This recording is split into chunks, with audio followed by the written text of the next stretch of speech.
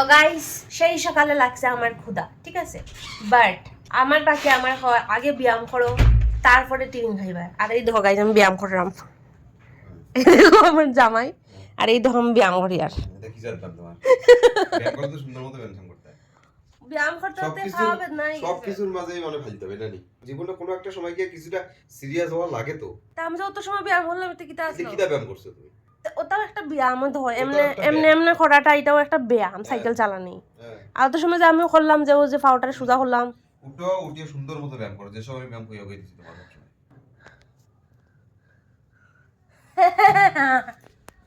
খাইতাম কোন সময় ব্যায়াম যদি করি।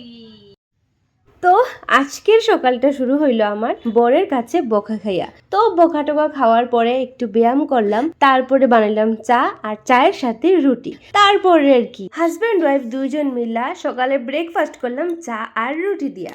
বরটা আমার এমনিতে খুবই ভালো, মাঝে মধ্যে একটু বকাঝোকা করে, আর বকাঝোকা করতো নাই বা কেনে, আমি তো কথাই শুনি না। আমারে যদি কয় এমনে আমি করি হেমনে, তো তোমরাই কো কার রাগ উঠতো না? আর রাগ উঠলে তো মানুষে একটু একটু বকাঝোকা করেই, আর বকাঝোকা যে করে এসব তো আমার ভালো লাগে। বকাঝোকার মেইন কারণ হচ্ছে আমি কথা শুনি না, ব্যায়াম করি না, ঠিক মতো খাওয়া দাওয়া করি না, এইটাই হলো বকার মেইন কারণ। তোমরাই কো কথা না শুনলে কার রাগ উঠতো না?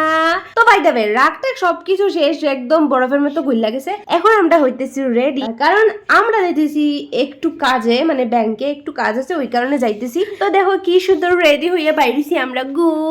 তারপরে গেলাম গিয়া কাজটা শেষ করার পরে আইলাম ঘরে, আর ঘরে শুরু করে দিছি আমরা কাজ, মানে ঘর গুছানি। এই দেখো কি সুন্দর আমি ঘর ঝাড় দিতেছি, মানে পরিষ্কার করতেছি আর কি। এমনিতে তো আমার বাকি ঘরে থাকে না, আর যেদিন ঘরে থাকে এদিন আমি কাজে লাগাই দিই, বুঝছো? আরে বাবা ঘরের কাজই তো হাজবেন্ড ওয়াইফ দুজনে মিলে কাজ করলে আলাদাই একটা মজা লাগে, ভালো লাগে, বুঝছো?